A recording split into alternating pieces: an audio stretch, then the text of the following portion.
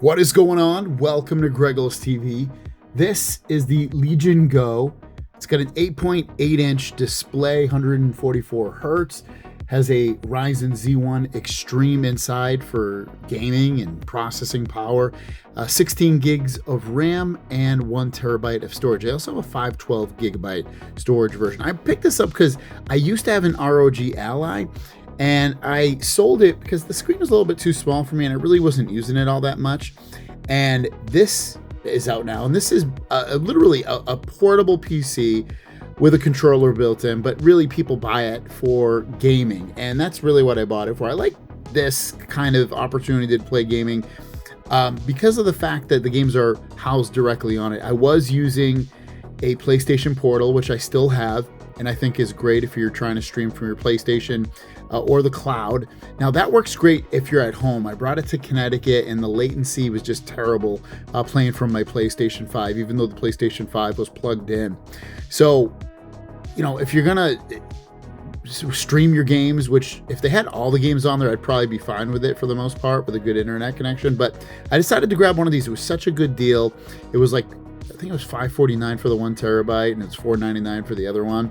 Or maybe it was $499 actually I got this for. It was a really, really great deal.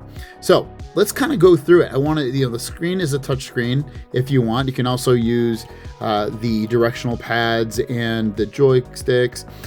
These controllers do come off like the Joy-Cons on a Nintendo Switch, so you can completely take these off and just use this as a tablet. It does have a built-in kickstand, which you can adjust and push in and all that. It's got extra buttons on the back here if you want to customize them. It also has the shoulder buttons you would expect. It's got a bunch of ports at the top. It has a headphone jack, micro SD to add more expansion storage. You have one USB-C up here. You have, I believe, these are the volume buttons.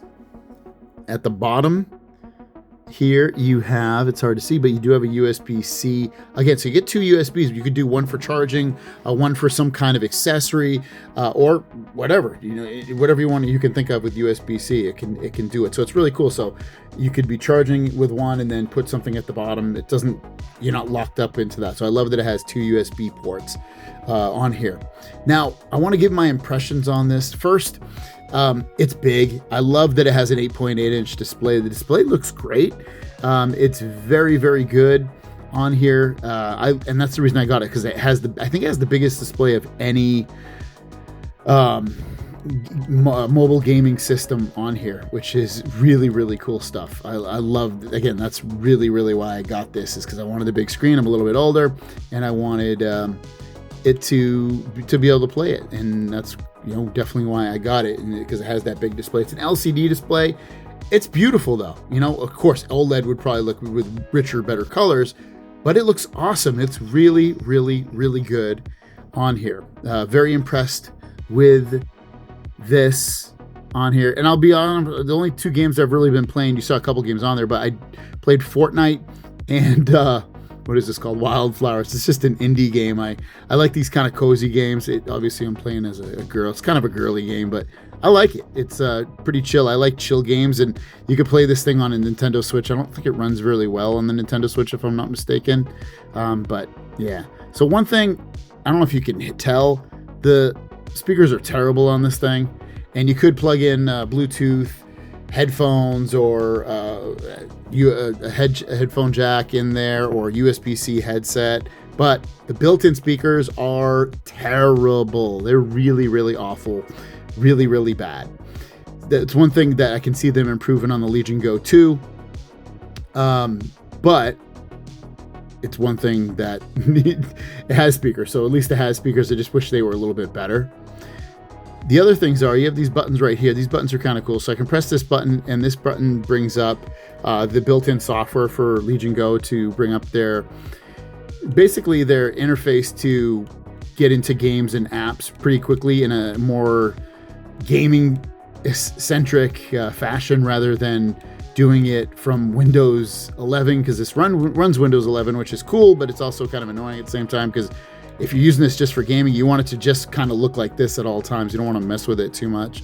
It also has this button over here, which allows me to bring up some settings on here, and I can change these settings. So the thing about these, if you're coming from like a gaming, like a PlayStation or an Xbox, that stuff just works. You don't have to mess with the settings. PC, you got to kind of mess with the settings a little bit. So you can mess with, so if I go here, I can mess, they call this TDP, and it allows you to go through different modes. So if I go to performance, I'll get like basically the best performance, but it's going to use more battery life, or I can do a balance of battery and the performance, and all this adjusts with fan speeds and stuff. But again, if you have it quiet, you're not going to get great performance on some games. Indie games might be fine for it. Or you can set custom. So I run this game in custom. If it goes over to it, I don't know why it's not going over to it. Let me go, maybe it'll go this way. Oh, whatever. All right, there we go, finally, custom. So, and you can drag these little bars to the left or the right, but the less TDP you use, which is wattage of the battery they use, it goes up to 30, but if the less you use, the longer the battery will last. And I wouldn't say I get great battery life on this, but you can just charge it with the included, I think it's a 65 watt charger if I'm not mistaken, and you end up getting damn good performance and everything that way when it's plugged in, and you don't have to worry about the battery at all. But just keep that in mind and then get rid of this like this. So the other thing to know is that battery life, you know, if you're coming from anything that uses a lot of power, you're not going to get great battery life. So for me, I'm getting like probably on this game about 90 minutes. I didn't fully time it. It's at least maybe 90 minutes of performance when I'm unplugged. If it's a more demanding game like Fortnite, I'll get maybe an hour. I'm not getting crazy amount of battery life with this. The battery's pretty small. I think it's 35 watt hours, I think. It's pretty small. A lot of the other gaming systems are 45. A lot of the newer ones like the ROG LAX are like, end up being like, I think they're 80 watt. So like the newer systems will probably be better with battery life and performance and stuff like in terms of battery performance. But like performance has been great on this, like I said. And battery life, not so great. Speakers, not so great. I love the display. It is a little bit heavy, but since it has the kickstand in, you can make some really comfortable gaming situations on here for yourself. So I will load up Fortnite because I think that will be a game that is totally 3D and a game that people might want to play on the go and not have to stream it. If I can find Fortnite. Here we go, Fortnite. All right. So I'll load up Fortnite. So you also have buttons down here that will do different things, like especially in this kind of game. So you can press this button to bring up your social and your settings, and then you can press this other button when you're in game, and it'll bring up the map, especially with Fortnite. So I'll show you. If I come in here, settings, and I'm running this at, you can change the resolution if you want, but I'm running that at basically 720p. It goes up to 120 frames per second. And I basically have this at medium settings, you can see, for the most part. And you can change the resolution to let me start this game up because you probably don't want to wait for that.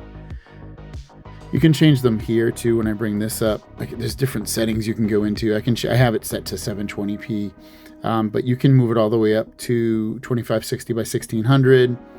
And I can check out the frame monitor, which I'll do a little simple one here. And there's a lot of settings in here that are actually pretty cool. And I kind of didn't really run through it, but you can change your lighting effects for the controllers and stuff like that. And I disable the vibration. There's something about the vibration in here that was just kind of bugging me. So I turned it off. I didn't really like the feeling of it when I was playing the game. So I turned that off. You have shortcuts to bring you to certain system settings. This is if you're going to control to an external monitor. So there's some nice settings. Turn it off right there. It's actually pretty nice. And this gets nice and bright. I wouldn't say like playing in direct sunlight's going to definitely be there. I think it's like 500 or 600 nits of brightness. So it's not going to be great for outdoor, but indoor gaming is awesome. As you can see, like the screen is super bright and vibrant in the right environment. It looks really, really nice. All right. So at 720 medium, getting about 60 frames per second. And that's one thing that, I'll be honest, for me is like more of a console gamer. Coming over to the PC side and being able to mess with all the settings and know what all the settings actually mean and do, especially when you're setting it up, it's a little bit annoying. Not my favorite thing to do at all. And right now you can see I'm not even getting 60 on this. I know some people can mess with the settings, and I have to probably toy with it more.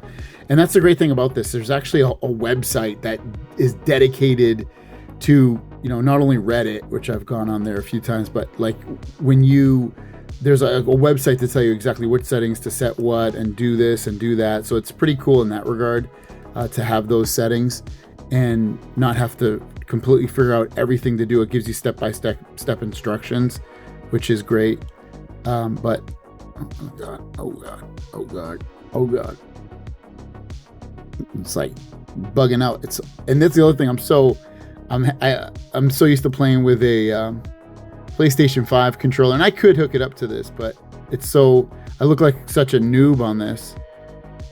Oh my god! Thank God he's a bot. I think he's a bot, unless he's just as bad as me on this controller. Oh, he's a bot. Oh my god!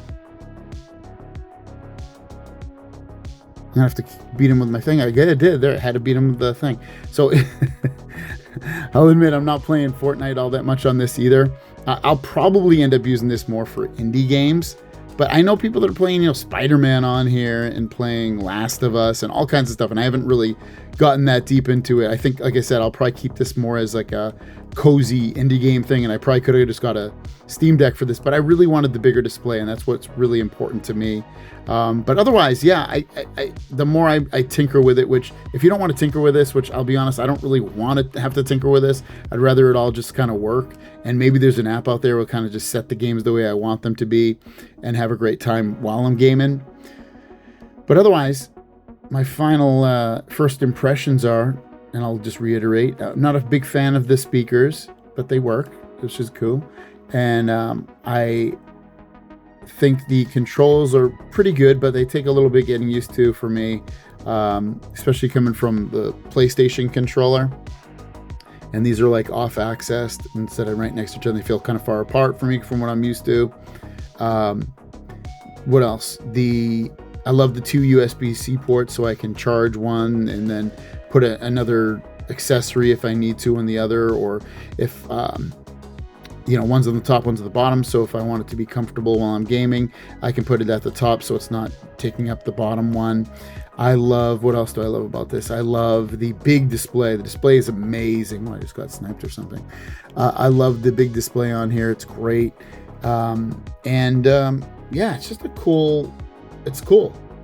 It's nice being back into this and seeing where they go from here. But other than that, pretty cool stuff. If you want to pick one up, they have the Best Buy deal still going on right now. At least they have one of them going on for the 512 gigabyte version. They've got a good deal going on it. So check that out. If you have any questions or comments, let me know. I'll probably do more videos on this. Probably some tips and tricks, stuff that I personally did, and get better with it, hopefully. Thanks for watching. We'll see you guys down the road. Peace.